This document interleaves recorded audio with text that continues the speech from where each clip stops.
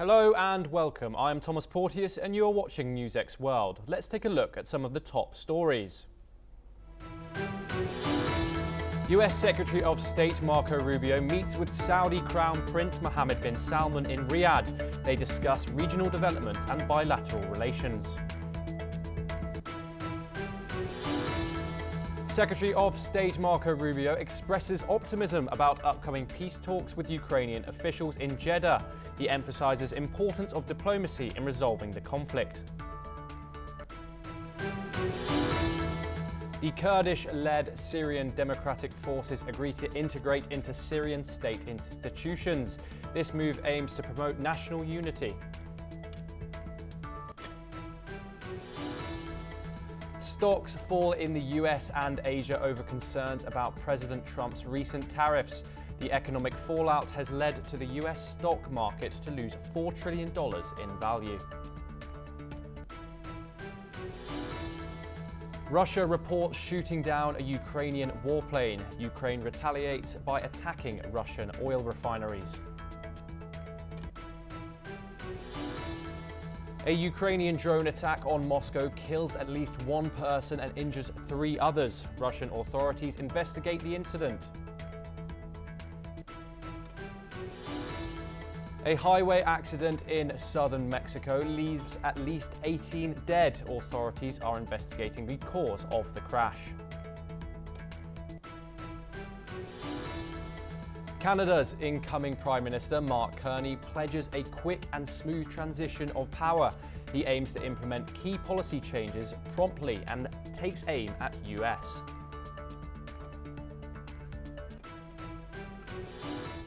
Russia claims to have shot down a Ukrainian MiG-29 fighter jet and dozens of drones as tensions between the two nations intensify. Moscow also reported intercepting aerial bombs and rockets while taking control of a settlement in Ukraine's Donetsk region. Russian troops have launched offensives across Kharkiv, Donetsk, Zaporizhzhia and Kherson, destroying military equipment including tanks and armoured vehicles. Ukraine responded by striking Russian oil refineries in the Zavzhan and Samara regions, escalating the conflict further. Ukrainian forces also repelled multiple Russian attacks in Kharkiv, Pokrovsk and the Kursk. These developments come amid heavy fighting on the front lines, with both sides reporting intense clashes. As the battle continues, the prospect of peace remains elusive. Ukraine's strikes on strategic infrastructure and Russia's aggressive advances signal a dangerous escalation in this protracted conflict. Russia's capital Moscow was hit by its biggest drone attack in months, with 69 Ukrainian drones intercepted and shot down early on Tuesday.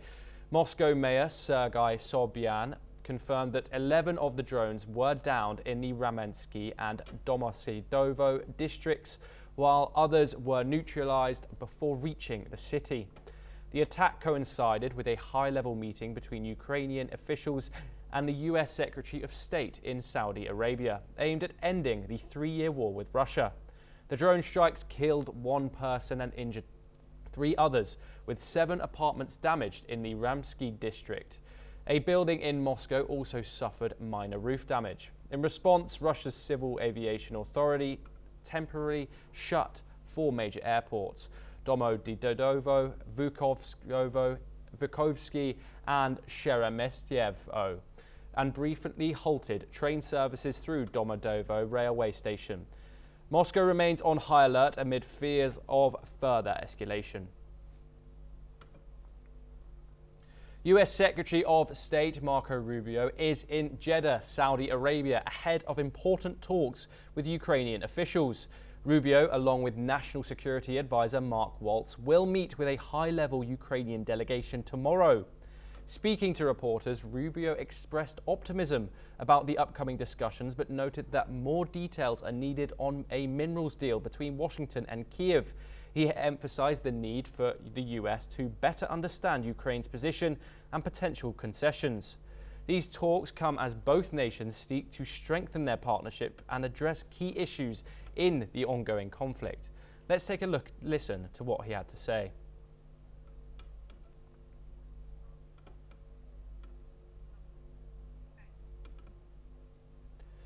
US Secretary of State Marco Rubio has arrived in Jeddah, Saudi Arabia, ahead of crucial talks with Ukrainian officials. Accompanied by National Security Advisor Mike Waltz, Rubio is set to meet with a high-level Ukrainian delegation tomorrow. Speaking to reporters, Rubio expressed optimism about the discussions, though he noted that details of a minerals deal between Washington and Kiev still need to be worked out. He emphasized the importance of understanding Ukraine's position and possible concessions. Rubio also met with Saudi Crown Prince Mohammed bin Salman on Monday. They discussed regional and international developments, including the ongoing conflict in Ukraine. The talks are seen as key efforts to bring an end to the war.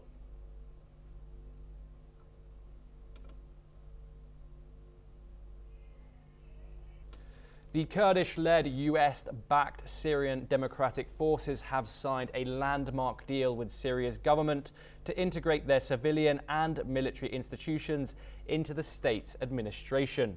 Interim President Ahmed al-Shara and SDF commander Mazloum Abdi formalized the agreement in Damascus while aiming to unify Syria after 14 years of conflict. The deal transfers key SDF-controlled border crossings, an airport and vital oil and gas fields in eastern Syria to the Damascus administration. This agreement comes at a crucial moment as Shara faces unrest following the mass killings of Alawite minority members in western Syria. Implementation of the accord is set for the end of the year, though it remains unclear how the SDF's military operations will align with Syria's defense ministry. Abdi described the deal as a real opportunity to build a stable and inclusive Syria that reflects the aspirations of its people. هذا الاتفاق وهو اتفاق ناجح جدا لأنه حقن دماء السوريين جميعا وأنها خطوة إيجابية بالطريقة الصحيحة. At least 32 people have been killed in 2 different bus accidents in Mexico. In Oaxaca, a southern state, where a bus went off the road and overturned, killing 18 and hospitalizing 12. The authorities are trying to find out what led to the crash, which reportedly involved the supporters of the ruling party coming back from a political rally. Up north in Durango, a horrific crash between a tractor-trailer and a Texas passenger bus killed 14 people and only 10 passengers survived. Fatal crashes on the roads are a serious problem in Mexico, with thousands killed yearly. Greenland heads to the polls in a highly anticipated general election, seen as many as pivotal moment for independence from Danish rule. The vote comes amid renewed global interest after former President US Donald Trump offered billions of dollars if Greenland joined the United States, with the Arctic strategic importance growing due to climate change and untapped resources. This election could reshape the island's future. Greenland leaders have pushed back on Trump's interest, but the promise of investment and rising calls for sovereignty has made independence a key issue in this race.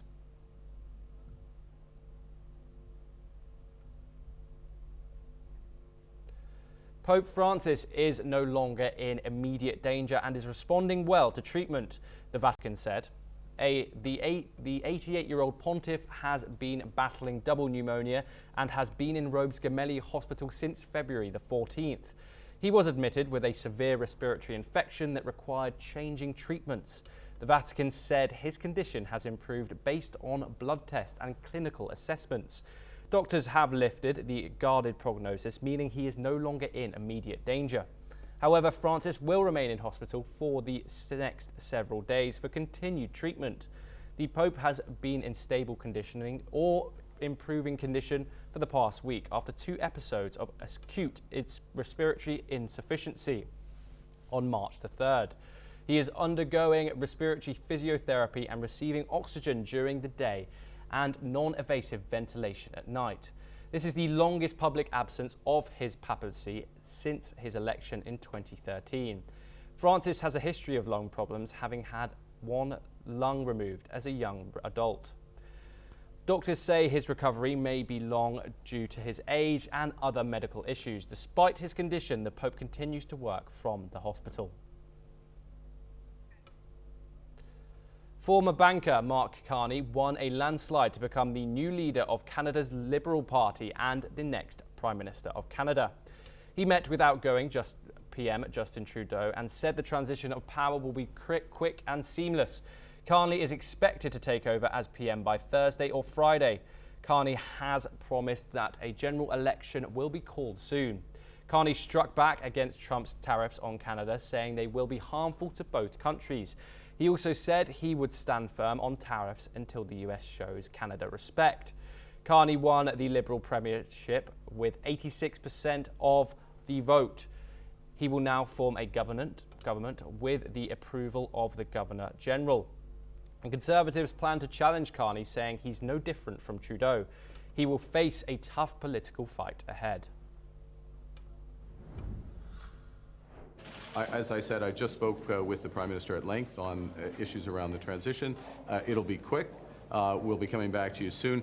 The good news is that you will be seeing probably more of me than you want, and you will have other opportunities, and we'll be making an announcement on that. Exactly. Flood warnings remain as it is across New South Wales, Australia, even as rainfall from ex-tropical cyclone Alfred begins to ease. The Clearance River has been submerging roads and flooding local properties, including Grafton's Bowling Club. Residents remain on edge with water levels still dangerously high. New South Wales Environment Minister Penny Sharp urged people not to drive through flooded areas, while locals expressed deep concern over rising waters. One person has died and 12 soldiers were injured after their vehicles crashed into treacherous conditions.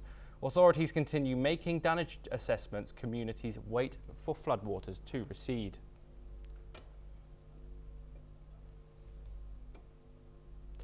A volcanic eruption in Guatemala has been declared over after dramatic scenes of lava, ash and rocks on Monday. Authorities evacuated around 1,000 people as the Fuego volcano erupted near the capital, Guatemala City.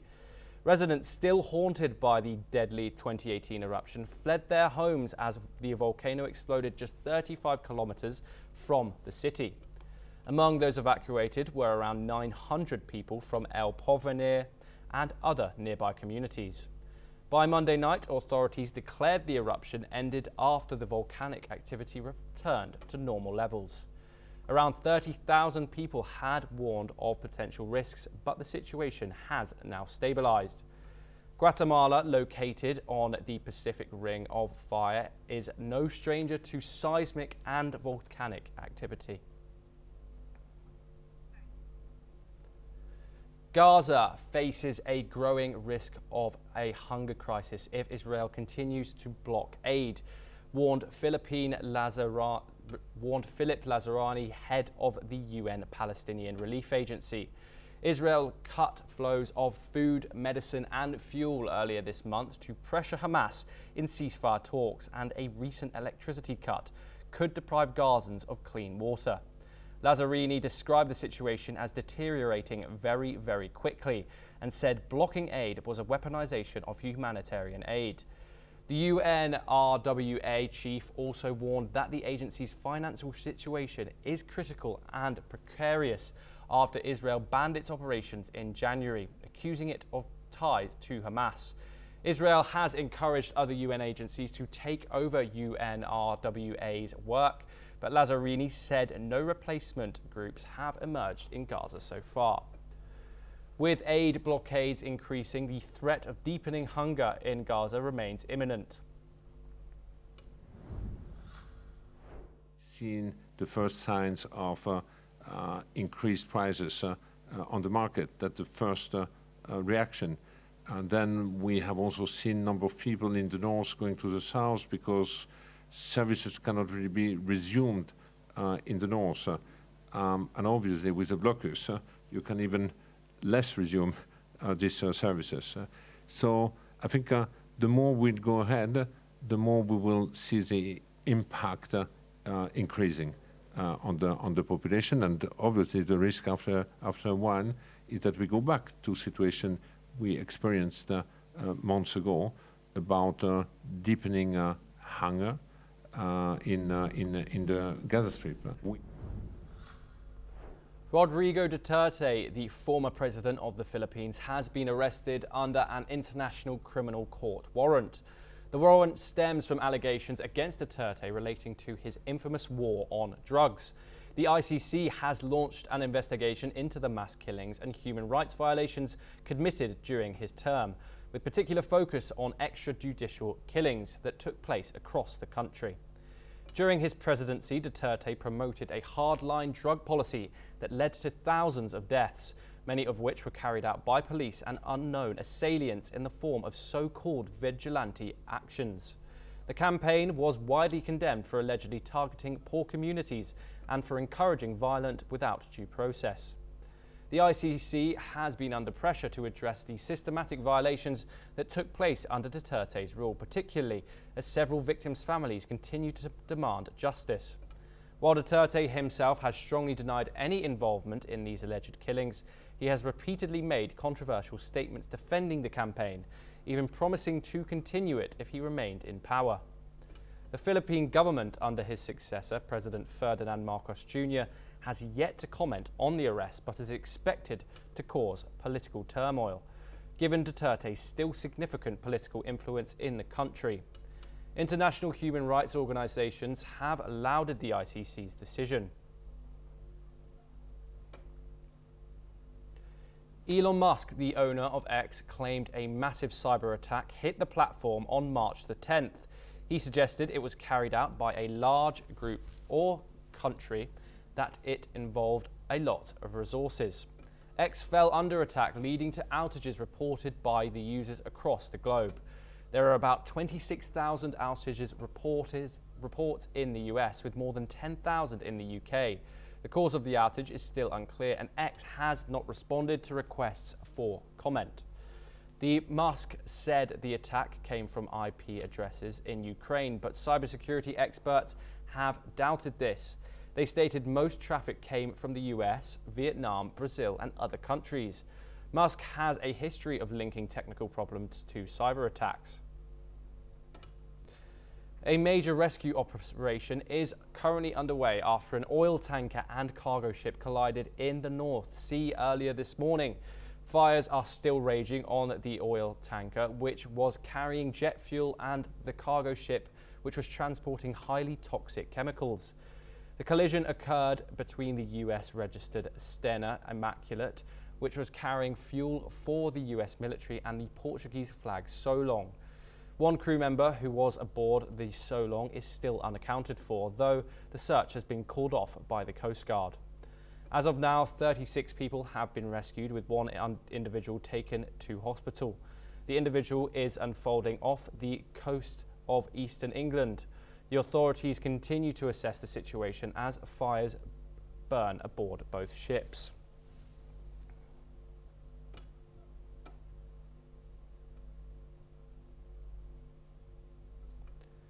Prime Minister of India Narendra Modi is on a two-day state visit to Mauritius on the invitation of his Mauritian counterpart.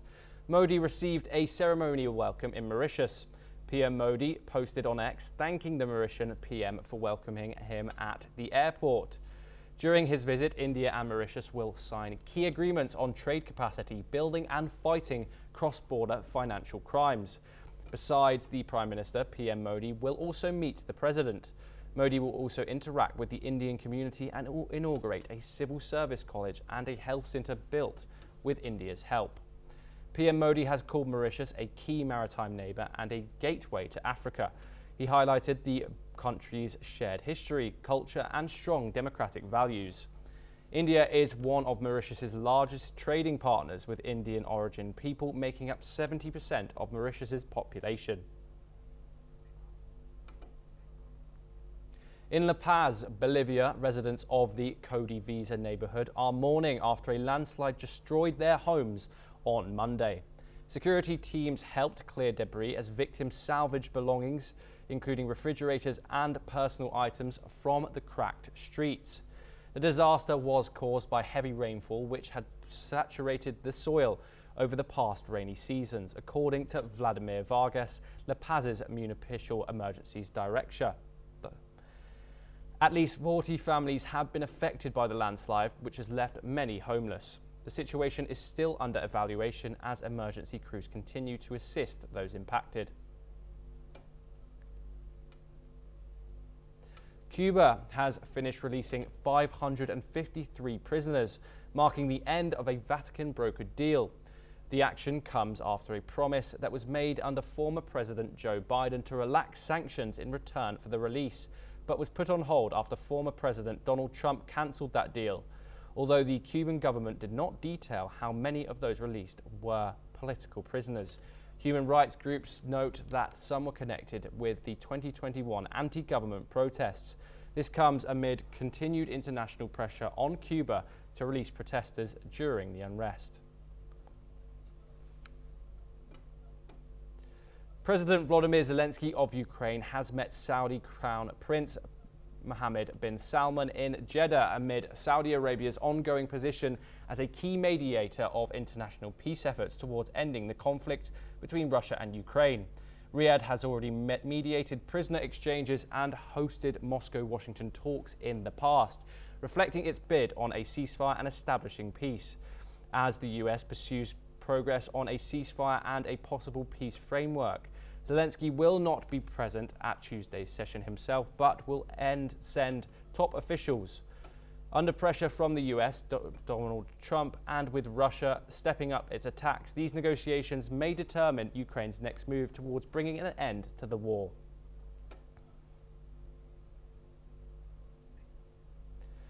Britain's senior royals and celebrities gathered at London's Westminster Abbey on Monday for annual celebrations for the Commonwealth. The royal family, as well as other well-known attendees, were seen watching performances by British international stars such as Joan Armatrading, Brahma and Genevieve Cabby Mason from Canterbury Masons and New Zealand soprano Avier Cole. Last year, both the 76-year-old king and his daughter-in-law, Kate, the Princess of Wales, missed the Commonwealth Day service as they underwent treatment for cancer. In his annual message, Charles spoke of its success in bringing nations together and addressing environmental challenges, a cause he has championed for more than 50 years. And that is all we have time for. We will continue to bring you more news updates from across the world.